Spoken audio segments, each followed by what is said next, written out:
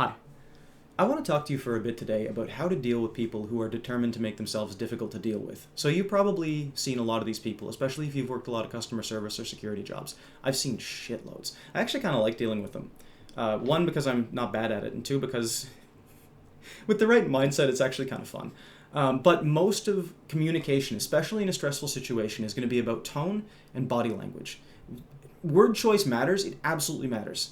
But depending on the scenario, the more primal it gets, the more yelling is involved. Usually it's tone and body language, right? So, in this scenario, I'm a supermarket employee. If I was a security guard, I might handle this a little differently, just because sometimes you do actually need to reassert a little more control. But as a supermarket employee, I just want this guy out of my face, right? So, Kevin walks in. And Kevin is a composite of a lot of people I've had to deal with. He's a boomer, because of course he is. I mean, bless him. They're trying to reassert control of a changing world. It's just moving on without them. They have to use ordering kiosks now. Everything requires an email. They're confused. Their kids often won't talk to them as much as they'd like. They take it out on people sometimes. Not every boomer does this. In fact, most of them don't, but you get a lot of boomers like this. And so Kevin sees something he doesn't like.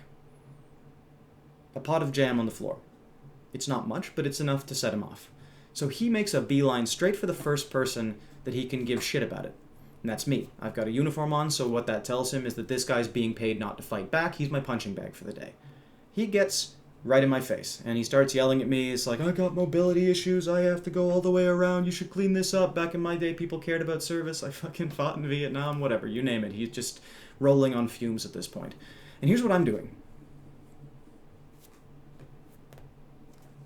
I'm not prompting you. That's actually what I'm doing. My body language is telling him that I'm listening. But I'm not saying shit. Because he doesn't want me to say anything. If I say something, he will interrupt me. Now that can be helpful because that can allow you to do something, to do this.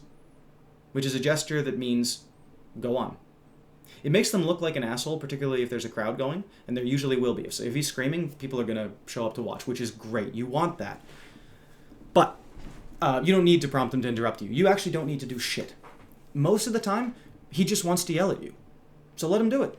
The more you make it an argument, the more you're playing his game. Right now, I've got him playing mine.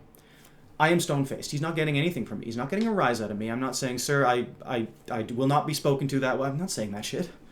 I'm not saying, sir, calm down. You definitely don't fucking say that unless you want to escalate, which... a story for another time.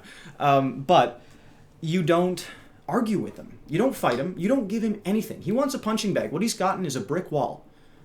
And so eventually he'll tire himself out. If a dog's misbehaving, you sometimes need to let him out to run around for a bit. Here's the other thing. If I said, sir, and by the way, this is great. This basically means, it's not aggressive, but what it means is, may I speak for a moment? It's basically like, it reasserts control of the situation. Sometimes he won't, which is fine. Again, it just depends. But, sir, would you like me to just go and clean it up? It sounds nice, but what I'm saying is, what exactly do you want from me? If I said that, would you like me to just go and clean it up, Kevin? Chances are that wouldn't end the argument, the engagement, his yelling at all. Because he doesn't give a fuck about the jam at this point. He's rolling solely on his own momentum. He's mad because he's mad. He doesn't care about the jam. The jam just set him off. It could be anything. So that wouldn't help. Talking wouldn't help. Arguing wouldn't help. Defending yourself, natural human impulse, wouldn't help. Because he's not mad at you. This shit has nothing to do with you. He's mad because he's mad. And you happen to be the first person that he could take it out on. So what you do, you just let him do it. He's no threat. Poor guy, you know? I mean, I'm not actually that empathetic. This guy in this scenario is a fucking asshole. But the less I give him, the less he's got to hang on to. The less he's got to hang on to, the quicker he'll leave. Especially because by this point, as I say, he's probably drawing a crowd. He'll just go.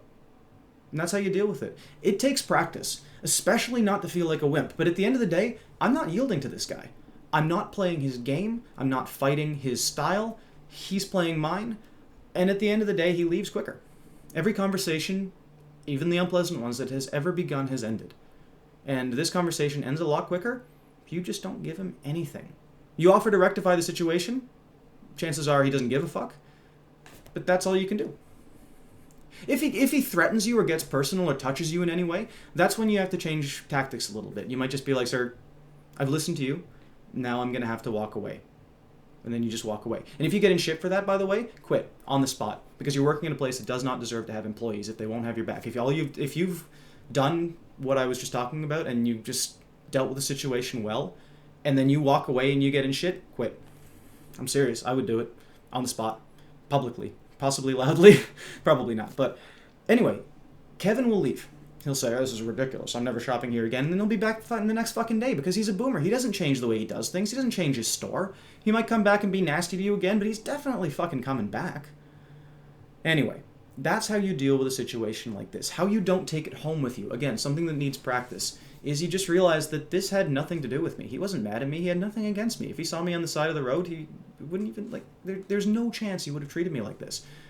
Because there's a possibility that I would have said, look, asshole, whatever problem you have, it's not mine. Leave me alone. And he doesn't want that. I mean, that scares people like this, the Karens, the Kevins of the world. That scares people like this because it's an actual confrontation where their opponent's hands are not tied. When you're in a customer service or security scenario and they want to get pissed, mostly customer service, they want someone who won't fight back. And that's exactly what they're getting. But they're not getting it the way that they think that they will. In the scenario that I just went over, I gave him nothing. He got nothing, and then he got the fuck out of my face. That's how you deal with it. As I say, it's easier said than done, but try it. It actually works.